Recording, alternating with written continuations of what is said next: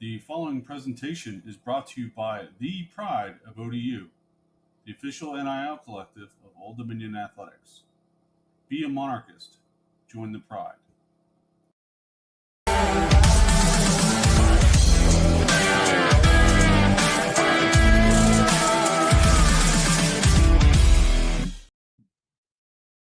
Monarch Nation, welcome back to the Monarchists Podcast, the best and only ODU podcast.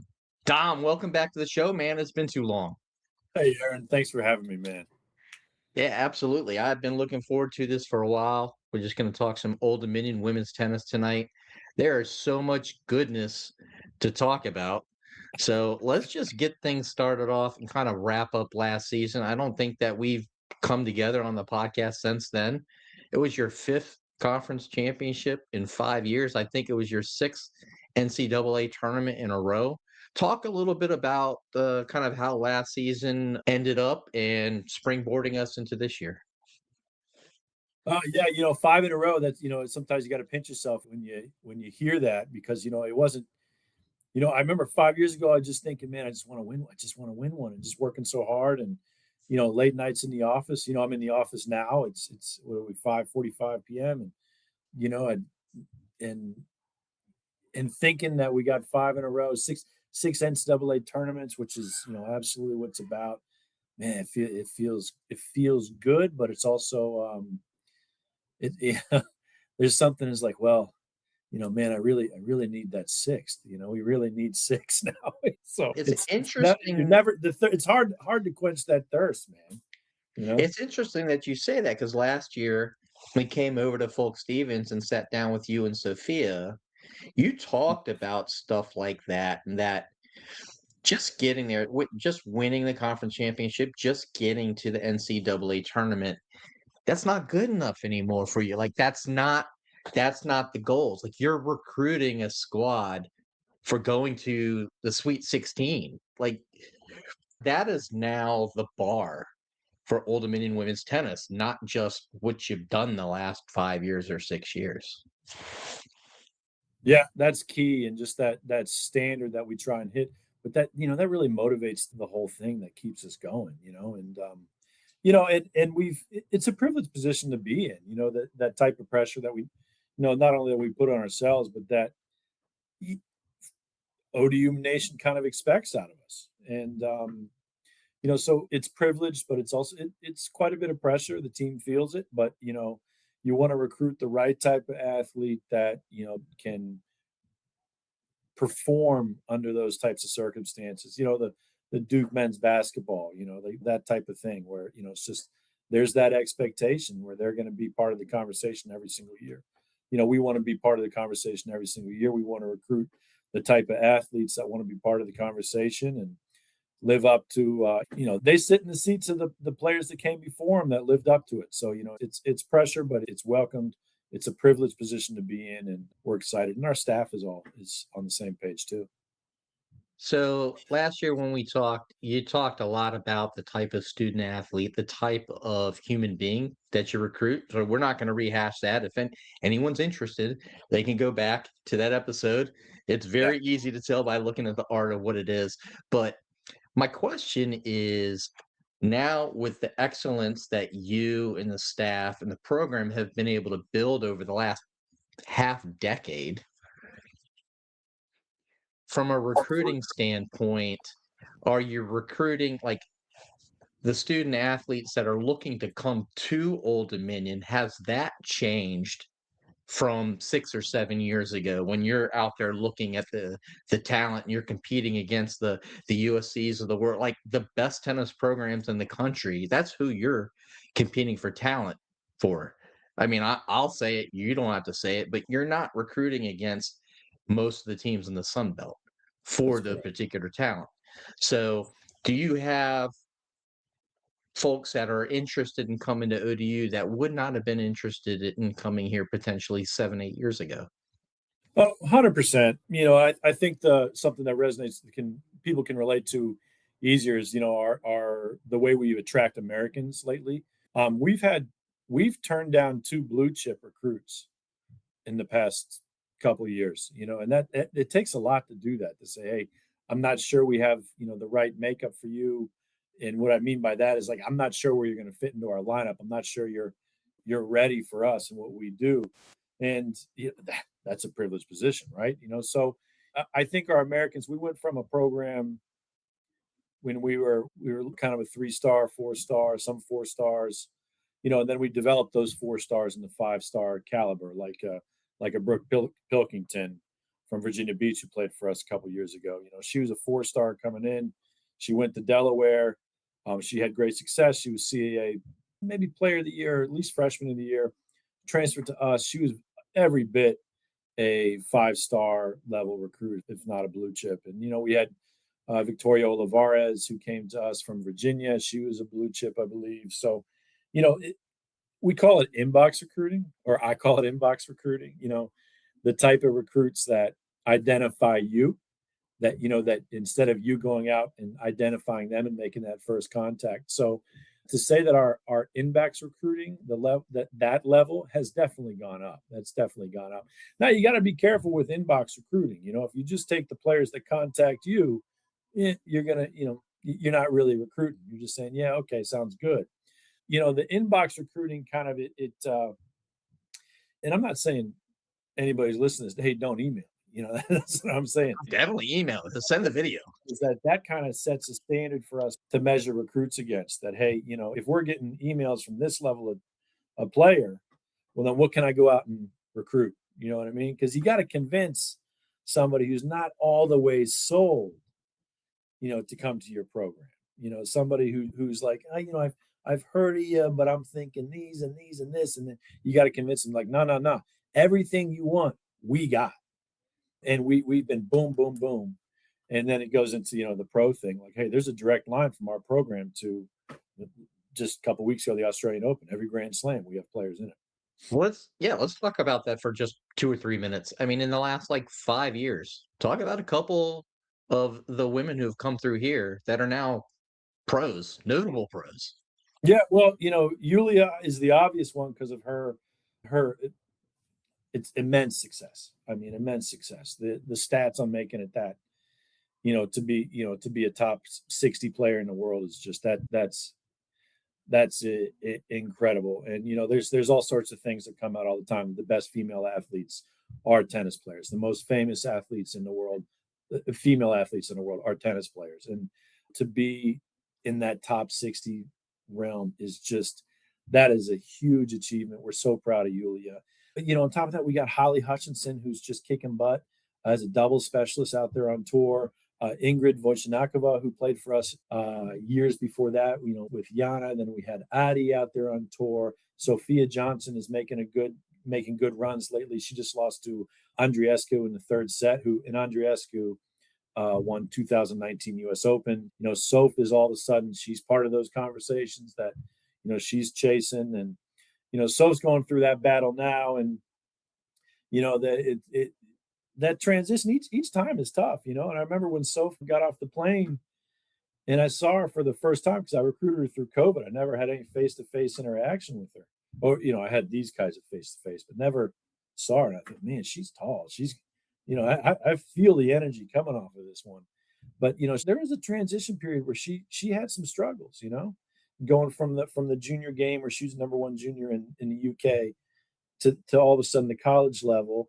And that was a stacked team that she came on to, and she had some challenges. Now she's out there on tour, and she's traveling around. She's going around the world. She's going all over the States, and she's playing players like Bibi Andreescu, a Grand Slam champion, and taking her deep into the third. I think it was 7-5 in the third that she lost that one.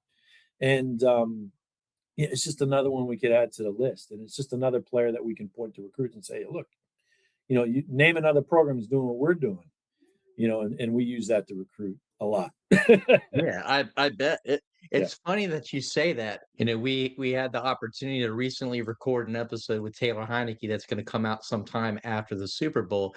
And his discussion about recruiting was the exact opposite of what you talked about with regards to Sophia. So just like Sophia, the coaching staff had not seen Taylor in real life. The difference being when Sophia stepped off the plane, essentially, and you saw her and you're like, oh man, she's kind of tall. And you were like, all right, this is maybe better than expected. They saw Taylor and he's like, man, they saw me. And I think they had buyer's remorse. I was smaller, I was shorter, I was smaller, So that's always, I think, probably a positive thing when. But man, he had that dog in him, didn't he? Oh, the biggest, man. I can't. Yeah. That episode, that was so much fun. That is gonna, man. If you guys are watching this, just be patient. It's awesome. It's coming. He's such a cool guy. What a great representative of our whole department. I mean, he makes all the sports proud. It's not just football. He is. He's just a, like you said, great representative, but just a dude, like a guy you can hang out with, a guy you could talk smart stuff with, but then you can also talk about Busch Light. It doesn't matter. You can go anywhere with the conversation with Taylor. That's right. All right, let's get back. You were talking about recruiting and some of the things that differentiate your program from most of them in the country, and a lot of that has to do with facilities, support from the school. I mean, this whole new world of rev share. Let's talk about what you got going on there, facilities wise, improvements, things that you're investing in that are making the whole student athlete experience and playing tennis and developing like a great place to be at Old Dominion. Oh man, I've said it a million times. I think Wood is the greatest tennis AD in the country, and to have the type of, I don't say this often, but we are a mid-major. I hate saying that. I call us a major mid. But, to have this type of success at the mid-major level in an Olympic sport is incredibly difficult, and it's much more difficult. I was a coach 20 years ago. I know what's going on. I know how it used to be. It's more difficult now. Everything costs more. It's more competitive. There's more programs that are competing at a high level. There's not just 75 teams out there that are grinding out.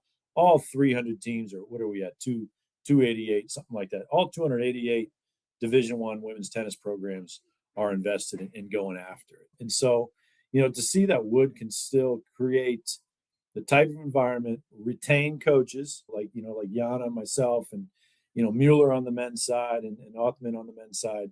To be able to retain that type of stuff with his investments and his commitment to tennis is just hats off to that guy, man. Bruce is the best, supervisor of tennis. Just he's in the background, he's in the shadows. He knows.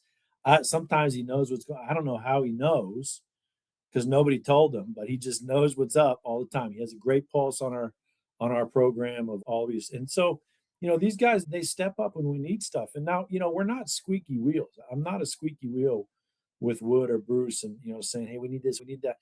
I don't think that's a formula of success for our situation. We just, we kind of show them, hey, this is the team that's just like we can find University X and find a lot of things that they do similar to us.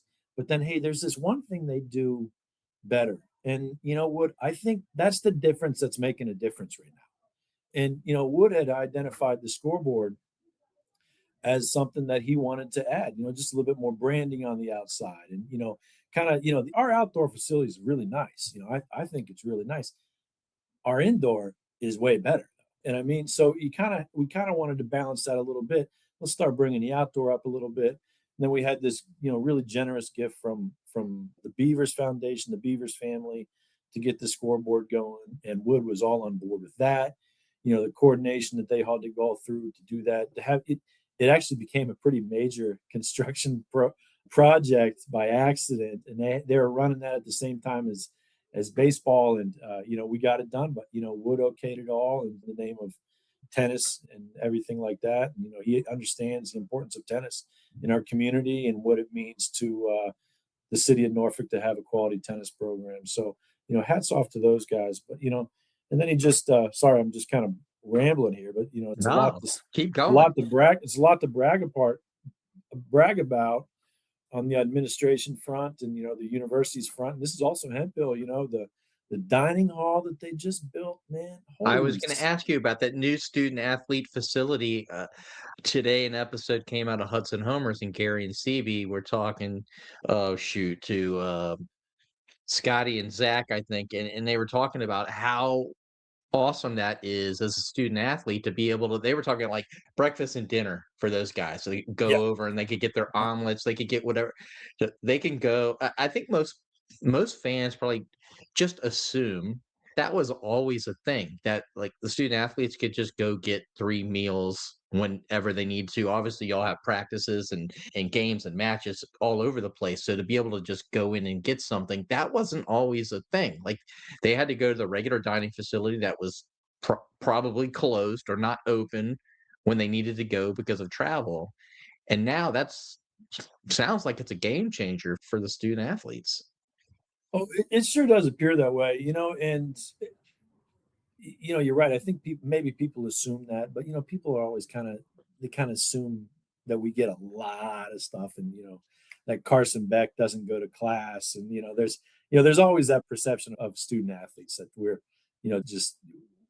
but that wasn't the case. And we had a lot of our players in particular, we have a heavily international roster, and the food's different, that they're used to. Just traditional breakfast is different from country to country. We all know that. The Brits, they eat baked beans for breakfast, not me.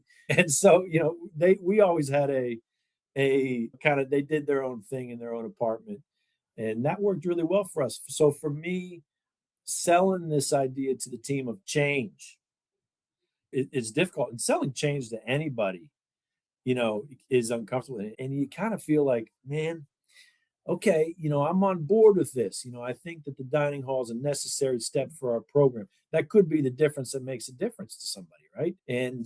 But Dr. Seeley, you got to nail it, because if they go in there on day one and the food isn't good, I'm not going back. We got problems. You know what I mean? And I can tell I can tell you 100%. President Hemphill, Dr. Seelig, they nailed it. The student athletes seem to be just blown away.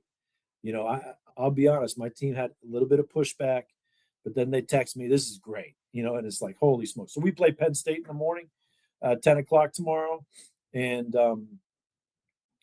7:45, we're all meeting there having breakfast. We used to be, we'd go, me or Ashlyn or Yana we'd doing a catering order from Panera, bringing it over. Those are resources we got to spend. Feeding a lot of people, that's not cheap. And we're meeting in the conference room, hoping the order's right, and stuff like that. Now it's like, no, we're all over there. Walk over to the training room, come take care of business against Penn State. It's just such a smooth operation. And I didn't realize how big a difference I was going to make. It's really convenient for you guys too, because it's over at Whitehurst, right? So we're spoiled by that. I try not to brag about that, but there are programs on campus who, the big ones that are over on Monarch Way, that's a little bit of a hike for them. But those teams, they'll get it figured out. And if the food's good, you're motivated to make it happen. Hey, I remember when I was an undergrad, I walk across campus for food. Yeah, I could swipe to get a meal and it was good. I'm good. Yeah, man. I wasn't a picky eater though. I was lucky, I lived in Whitehurst, a long time ago. And I remember, I'd eat like 6 of those really bad barbecue sandwiches and drink Blue Powerade. And, I dug it, man. But I see they're eating now and it's like, man, that's pretty good, so. Yeah, for real. Yeah, we didn't know much about nutrition back then either. It's just yeah, well, we say that, but we actually did, Aaron. We just didn't care. Good point. Before we go ahead and I forget, you were talking about the scoreboard and the Beavers Family Foundation scoreboard dedication party. I had to read that because I know I was going to screw it up. Is actually this Thursday evening at 6 p.m. I think it's open to the public. They just need to register. Do you know if that registration is still open or is it too late? As far as I know, you can register right up until the time of the event. And so I highly recommend you do it. If registering helps us just with the planning purposes of it, like making sure we have enough, or the food and the drinks and stuff. Making sure we have that is important. But if just come, to show up. We'd So love what to I'll have you. do, Registering is important, that we can make sure we have it right and we take care of everybody there. yep, Right now we have a great crowd. I think we're approaching the 75 to 100 people mark, and it should be packed. It's just a great celebration of the programs, Dom's program and our program. It's just all their success, and the success we've had parallel, and then it's a celebration of this isn't just Dom doing this or me doing this. It's the community has stepped up for our programs, over and over again, for coach after coach after coach, for generation after generation. And it's just like we have multi-generational givers now. Like the Schumedine family is from his dad to him, and then his son, his kids will give, and it's unbelievable. that's awesome. So this episode we're recording, it's Tuesday night. It's going to drop Wednesday morning. So if you're listening to this on Wednesday or Thursday, so the 4th, the 5th of, we're in February already. Holy moly, February. Look down in the description. I'm going to put a link there to make it easy for everybody to register. But you heard Dom. If you just register anyways, even if it's too late, just show up. But 6 p.m. Thursday night at Folk Stevens. Do folks need to park over at LR Hill? Is that where, with all the construction? Yeah, that's right. And I think that fans are starting to get used to that because of the baseball construction, and it's a minor walk. It's 3 minutes. Sure. And there's going to be plenty of signage. I believe we will have a shuttle service if you need it. I think that if you take the shuttle service, you're not going to be able to see get a good look at taking. I want you to take a gander at this scoreboard, Just on walk. the way in. Yeah, just walk. Yeah, walk over, take a look at it, take a picture of it, post it online, so we get some clicks, and it's That's fun. right. Make sure to tag Old Dominion women's tennis, Old Dominion men's tennis, the Monarchists. Tag us all. And Beavers we'll see you over there. Foundation. Yeah. Yes, absolutely. But we'll make sure that'll be in the description for everybody to go ahead and register. All right, let's talk about tennis. So obviously, just team play has just recently started. Obviously, you guys play tennis all year round, but the fall looks different than the spring. But in the last couple of weeks, you guys have started up. Talk about what's happened so far. Yeah, the past couple of weeks have been interesting because of the weather, man. The snow has messed a lot of programs up, and it doesn't matter what sport you're in, so. And just the location of the weather too, like we had Mississippi State supposed to be here. Was it the 24th of January? And, the issue wasn't so much, we moved it. We ended up having to cancel it, but it ended up, people are like, oh man, it didn't snow that much here. Probably could have gotten in, but dude, in Mississippi State, they were under ice. They couldn't get out. They couldn't get out. It was, and had they gotten here, they weren't going back. It was absolutely the right call. And, the whole country's dealing with it. Sunbelt seems to be hit pretty hard with that stuff. But middle of January, we went up to Ann Arbor, Michigan. We competed in the Michigan Invite. That was a nice event to be invited to. We played Michigan, Ohio State, and Xavier. We got invited back to it. I thought we put up a really good results up there. A lot of really nice individual results. Kira knocked off number 3 player in the country, Piper Charney, who has made deep runs in the NCAA. So that was a good win for Kira. Talk about Kira a little bit. Every year, somebody will come up to me. Well, multiple people come up to me and say, "Oh man, what are you going to do without BB? BB's graduated. What are you going to do?" Well, hey, there's Holly Hutchins. Oh man, what are you going to do without Holly now? Well, there's Yulia. And then Yulia's gone. What are you going to do? Well, hey, here's another All-American, Tanya. And then Tanya's gone. Like, well, I got another All-American for you, Soph. And so. I guess what people are saying, hey, what's this year going to be like without Soph? It's like, well, I got somebody for you, And so I really think Kira is a great kid, great player. She's been extremely committed to Old Dominion her entire career, much like the people who are sitting in the seat she's sitting in right now, much like those people did before her. I think she's an awesome Monarch. Nobody knows what the future holds. But I was so excited for her to get that win over number 3 in the country, to kind of for her to feel, hey, I'm here. This is my time, And so I I hope she carries that momentum with her throughout the rest of the season. And we got her again next year too. So very excited about her. Great performances from Vika and Ula, our new freshman Vlada, who is Belarusian national champion. She's having a great start to her season. Maya Bird, big wins over Ohio State and Xavier, and lost a third set to Michigan. Yeah, the Maya. That's such a great story. I was going to ask you before we were recording, because Maya hasn't had the opportunity to play much in the last couple of years. Yeah, sure. So that is so awesome to hear. Oh, yeah. And when I was recruiting Maya, I told her, hey, Maya, there's a lot of pressure when you decide to play at home. Like she could just stay at home. She got an apartment over near campus, but there's a lot of pressure to play at home. But I tell you what's more pressure is not playing. That's more pressure, when, your high school coaches come out and say, hey, she ain't in today. You know what I mean? So she faced that, and she faced that every time.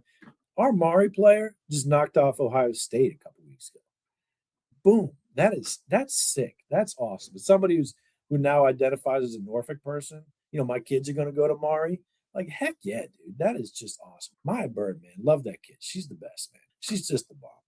Maya had great results. Obviously, I'm bragging about her.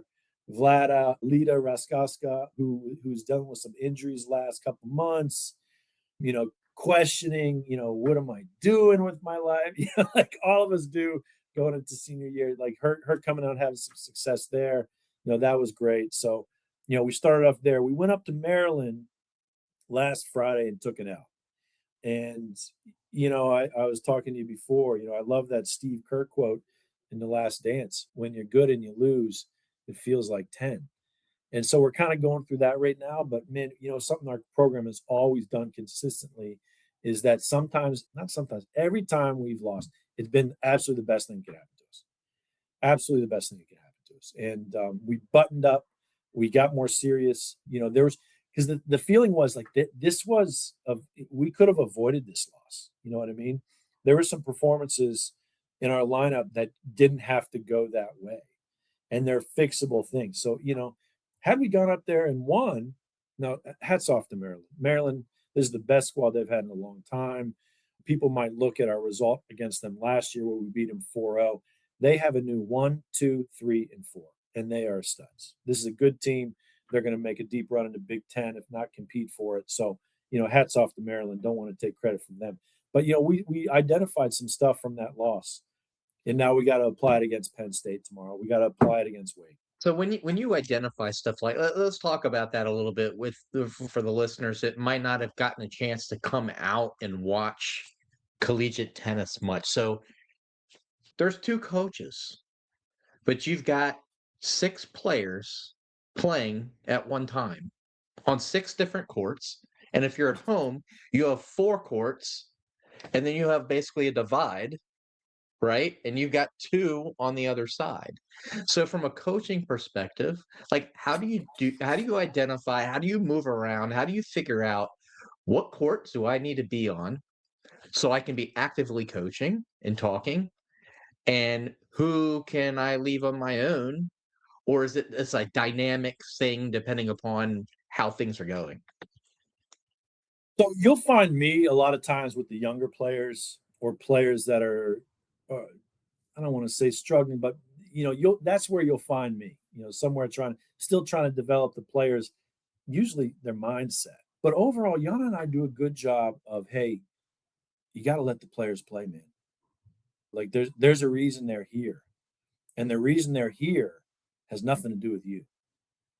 Everything that got them to this point has nothing to do with you. Now, once they're here, we're trying to guide them and make sure that they make the right decisions, and we develop their games so that, hey, you want to go pro, you can go pro. You want to go be a doctor, you can go be a doctor. But, we make sure that we guide all that. But you got to respect where they came from and why they're here in the first place. And it's important to let them play and let their game come out. It's not like Ricky where he's calling every play. You know what I mean? Like he's not, that's a different type of coaching. For us, it's more like, hey, making sure that they're mentally prepared to compete at a really deep level, at a much more intimate level than I can even really explain. Now, if you're a high level athlete, you know what I'm talking about. but there is a certain level that people don't understand. You got to tap into to play that way. And Ariema talks about it really well. It's like, hey, we got to practice here all the time. We got to practice here all the time, because if we practice at our max and then we go play in the Final Four, this is Ariema, and we go play in the Final Four, there's going to be a natural drop, right? There's going to be a natural drop, but we can make sure that we're here. So we just drop to here, And so like getting that mentality across to them and how they got to show up and how there's got to be such a desire and such a focus on every little thing. That's where Jan and I step in and we guide them. And you'll see that, once they kind of get that, every part of their life actually starts to fall into place a little bit. It's not by accident that our team, most of our players have 4.0 GPAs. Our team is usually around a 3.8 team GPA. That's incredible. But if you look across the board, tennis programs all across the board that achieve at a high level, that's pretty common. You know what I mean? That's pretty common. It's such a cerebral event when you're playing out there. It's such a moment. It's such an opportunity for the athlete to be truly present. We got Buddhist monks all over the world living in caves trying to be present. But when you're an athlete and you're out there, when your Heineke's getting ready to hike the ball, he's present. Our players, when they're playing their best, they're present. And being able to achieve that is very, very difficult. And that's where we can guide these players to have that edge, and that edge of presence is huge. And so that's kind of how we manage it. If we see a player who isn't present, I'm going to scoot out there and assist them. You know what I mean? And each player you got to talk to a little bit different. And if we have a player who says, hey, there's something technical going on, we'll go out there. But that kind of goes into the, hey, you got to let the players play. You can't go out there and tell LeBron, hey, I don't like the way you're dribbling it with your left hand right now. No, man, you got I trust you to figure that out. And you're going to compete with what you got right now to get the job done. So that's kind of how we approach it. Yana and I kind of balance each other out really well with our styles. She coaches a certain way. I coach a certain way. Yana can turn on good cop. Yana can turn on bad cop. I can turn on good cop. I can turn on bad cop. I would say I'm a better good cop than I am bad cop. Sometimes I feel like I'm not. I don't really get the results I want when I'm bad cop. Don't practice that. Y'all, the two of y'all practice in that back room. Okay. Now I'm being no. We'll definitely go behind the curtains and we'll definitely go behind the curtains. And Yana say you need to go out there and kick her ass. But it's like mom and dad at home. It's like you need to go talk to. Yeah. No, Yana. This all you. Yeah. No, we definitely have this conversation. I got a question. Okay. Obviously, last season wraps up. Sophia graduates. You've got returning core of players. You have, new folks come in. How long does it usually take for you and Yana to kind of figure out what the squad is going to look like, where you think folks are going to be, both from a singles perspective and a doubles perspective? Does that take a long time to usually figure out? Every squad different? The better you get, the little bit it gets a little harder, actually. Like with the dream. Ideally, you want 6 number ones out there in your lineup, right? And so then the lineup's very challenging. Well, if you could be number one, but I got to put you at 6. Somebody's got to play 6, And so the better the team gets, a little bit more difficult it is. Our doubles lineup this year, I think, is a good example of that. Right now, we got Kira and Vicky who played one. I'll talk about our Maryland lineup. I'm not going to go into what we're playing this weekend. Sure. Against Maryland, we had Vika and Kira playing 1. We had Vlada and Marina playing 2. That's a freshman and a sophomore at 2. And then we had Uliana and Lida playing 3. Lida and Uliana right now are on track to be doubles All-Americans. They're 20 in the country. They're playing number 3 doubles. You know what I mean? There's a strategery. Yeah. No, it's as of right now, we think that's the lineup. You got to put them out there in order of ability. There's kind of this oath amongst, when you go through the ITA, and there's a challenging process if somebody thinks we screwed things up. If we put our number 7 player at 1 and scoot everybody down and look to win a match 6-1, then you can get protested and matches can actually be overturned. So you got to be really. Oh, yeah. I did not. Okay. Yeah. I didn't know that was a thing. It's interesting, because it's one of the few sports where the opposing team, someone has a say in your lineup, right? That's crazy. I mean, It can't be. who's the ultimate arbiter in that? I mean, are they looking at our governing body, the Intercollegiate Tennis Association, the ITA. And so there's two things that they do that are probably the most important things they do. One is the rankings. They're in charge of the ranking, that algorithm, and the infinity runs and those types of things. And then there's the arbitration of those types of situations, right? And so that if there's a challenge, like, hey, what I could do is say I go play Penn State. I'm going to use them as an example. We got a great relationship with them. So we play Penn State, and I say, hey, Alex, I am not satisfied with the order you've listed these players. I'm going to protest this to the head official. So then we'll go to a head official who's here, and we got to do this an hour before the match. The head official will look over it with the information he has. He'll look at past matches. You can only move. I can't move a player from 4 to 2 in one match. You can only move them one spot up or one spot down. He looks for obvious violations from that. And if the last match, so he looks at the whole situation. And from that, he'll determine with what information he has. Hey, coach, you need to change this. Or, hey, coach, he comes to me, hey, coach, I think everything's cool. And at that point, I can say, okay, fine. I would like to play this match under protest. So we play the match. Then afterwards, I go to my office.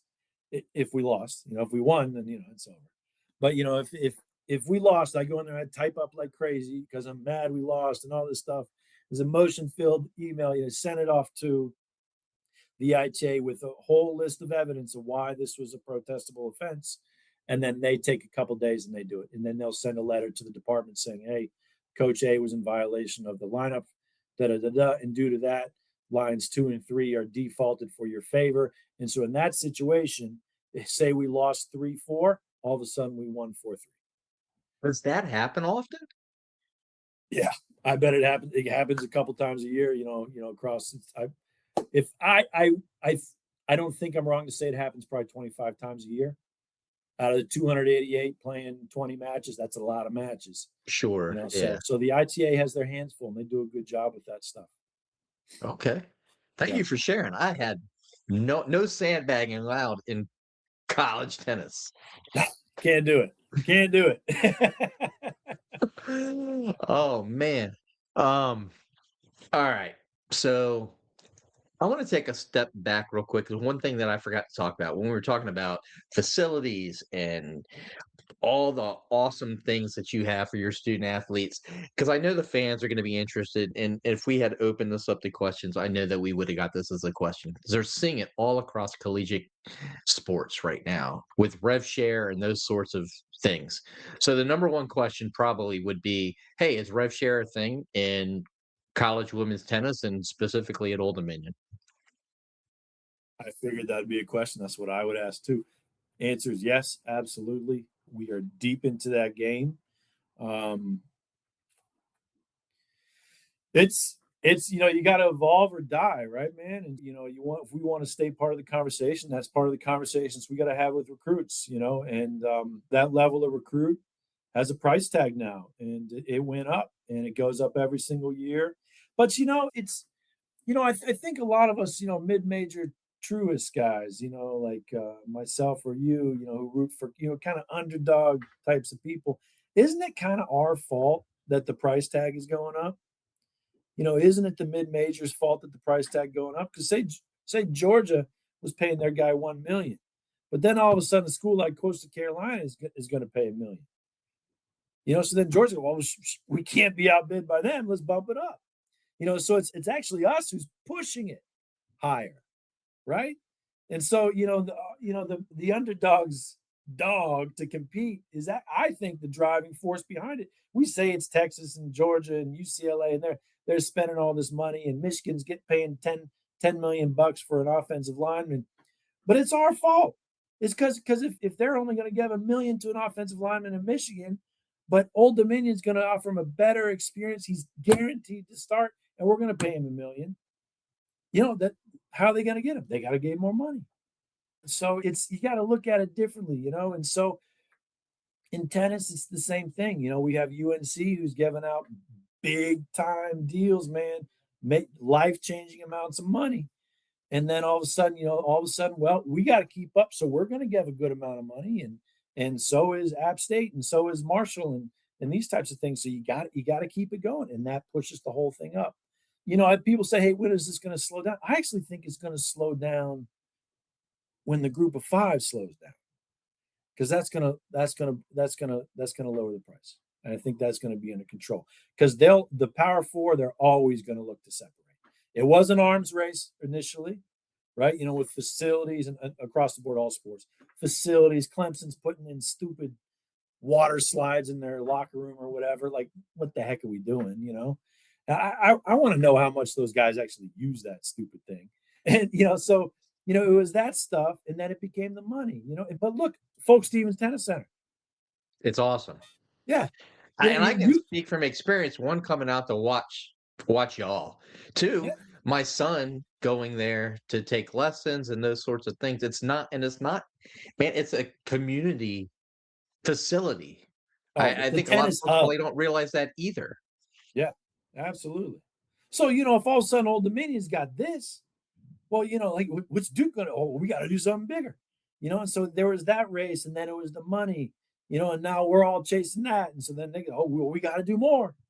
So I think it's actually controlled by the group of five. I think what happens is it's controlled by us more than we realize. So yeah, we're competing. We're staying in there. We're driving the price up. You're obviously getting great bang for your buck because you're winning. I mean, it reminds me. I used to hate the guy, but now I kind of chuckle and I think it's funny now. When he was at JMU, I hated him, as in Kurt Signetti. But now he's been gone for a while, and just Google him. He wins, right? So it's like it's kind of what a unique guy, 100%, as Tennant McVeigh would say, 100%. I mean, what a weird guy, like Saban had like that aura about him, but Signetti, like, he has the same drive, you can tell, but he's like Mr. Burns in Simpsons, you kind of see him at his desk. Yeah. But nobody's been able to win there, and he's done it 2 years in a row, and he's his own dude. But if people were, I haven't done it, but if you were to go to ChatGPT and basically say, like, okay, give me 5 words to describe Old Dominion women's tennis, winning would certainly be one of those 5 words. Championships would probably be another. That's all you guys are doing. I'm going to have to do this later. All right. Yeah. Let me know. Or maybe don't let me know. We'll see what comes out. Yeah, everybody, ChatGPT that and put it in the comments of this episode. We'll see. All right, so much goodness going on. I think the closest alligator to the boat, besides the event on Thursday, is Saturday. So if you're watching this on Wednesday or Thursday or Friday, this is your warning. All right, Saturday at noon, Old Dominion women's tennis is playing Wake Forest. Talk to us a little bit about that. We've had great battles with Wake in the past. It's always been burners, always been close, 4-3, one way or the other. Coach Wishner got the job down there similar time that I got the job up here. So we've been competing against each other for a long time. A lot of mutual respect amongst the programs. We have a kind of a tough taste in our mouth from the loss we took down there last year. The year prior, I think we got them here. It's definitely a back and forth type thing. It's Wake, man. It's a big brand, coach team, classy athletes. I think it's a fantastic tennis match for our fans to come out and see. I think the time is great. Saturday at noon. Parking should be pretty easy for you. We'll have signage out there for you. Saturday at noon, Old Dominion Women's Tennis versus Wake. Hot ticket, man. I think that's a good one to come to. Hot free ticket. Got to say that. It's a free event for you to come out and see. But, our team is looking good. I think his team's looking very good. That's a big one. And, the whole schedule's stacked. I think the following weekend we host Florida State and Ole Miss. So, I'm sorry if I'm Yes, wrong. you're 100% right. I was looking at that. So February 14th, bring your husband or bring your wife, make it a Valentine's Day event, but I'll say, hey, so Saturday, February 14th at 11 a.m. playing Ole Miss. But the cool thing about it is at 2 p.m., men's, as we have a women's team, baseball's playing. Yeah. 2 p.m. So you can park at LR Hill, you can go and watch women's tennis, play Ole Miss, and then you can catch baseball in left field, because right now that's where we're going to be watching the game from, and make it a Saturday, make it a whole thing. And I think actually that evening, I think there's a basketball game as well. Just do that, you're right. Get some breakfast in the morning, go to tennis, then go to baseball, then take a little break, drive down the street to Afterglow, get a beer or two, got them over there, and then come back and watch basketball in the evening. It's like a whole Old Dominion day. What a Saturday, man. Yeah. What a Saturday. Man, there's so much that we could talk about. What haven't we covered that you want to make sure to get out to Monarch Nation? Man, I just think that this team, this program, myself, we're just deeply grateful to have the opportunity to compete here and represent everybody, all your listeners, everybody who bleeds blue. It's just one of the great honors of my life. I love coaching here, and we always want to do our best for ourselves, but for you guys as well. It's just absolute privilege to coach here again another year, and I looking forward to what this season has in store for us.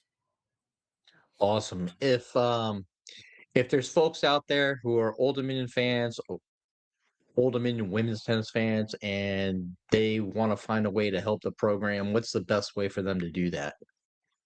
Well, I think a great springboard for that, to getting into that, would be to come to our scoreboard event on Thursday.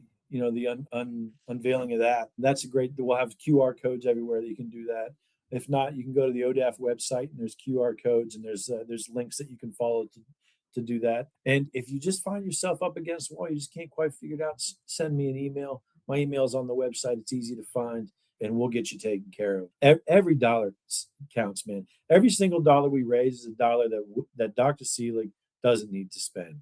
And, like right now, we got project all over campus. You walk around, there's a crane every 500 feet.